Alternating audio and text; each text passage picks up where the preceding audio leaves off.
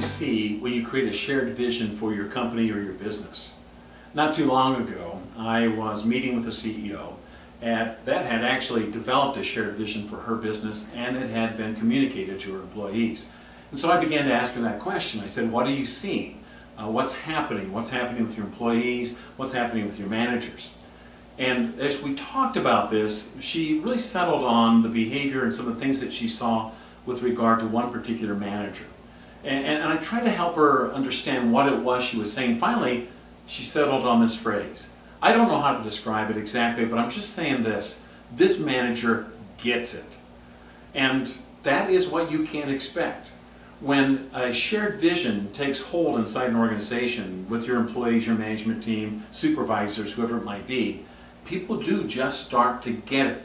And I want to show you right now what it means to get it. What happens when people start to respond to the shared vision that you put in front of them? Three things we can look at. First of all, you're going to see a change in people in terms of their mentality. The mentality is part of what it means to get it. This particular manager was evidencing a mentality shift from more like an employee who thought of themselves as a renter, I just take it or leave it and go home, to actually one who was behaving, thinking, and acting like an owner. A shift in mentality is what the CEO was seeing. Now, that's one of the great advantages of a shared vision. People now can own it because it's not something that resides inside the mind of the CEO. It's not a mysterious something that's subjective, but now it's something out there that others can own for themselves.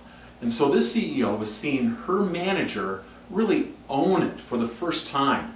And that mentality is what she meant by she just gets it. She was owning it. But there's more to it than that. When people just get it with regard to a shared vision, you're also going to see a change in behavior. And she evidenced that as well.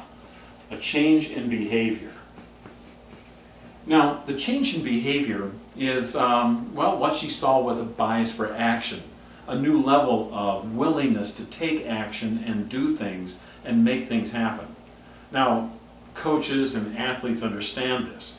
When you play in a game, sometimes players understand where the game is going and they can act without hesitation.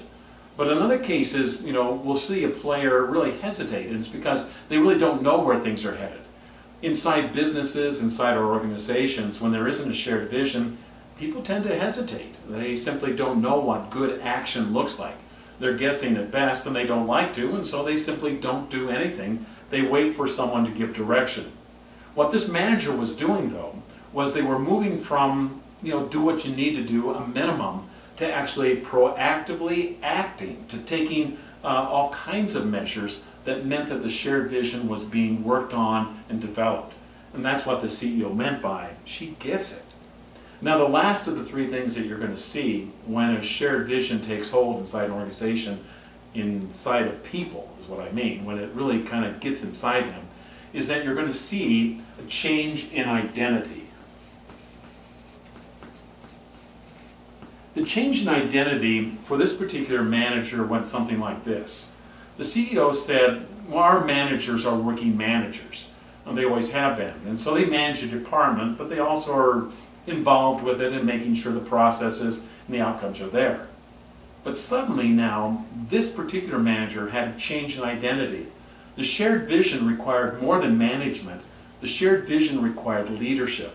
This manager was acting like a leader, saying, this is the vision, this is our contribution as a department, how are we going to get there? So the departmental meetings became better. The leadership was simply obviously there for the first time.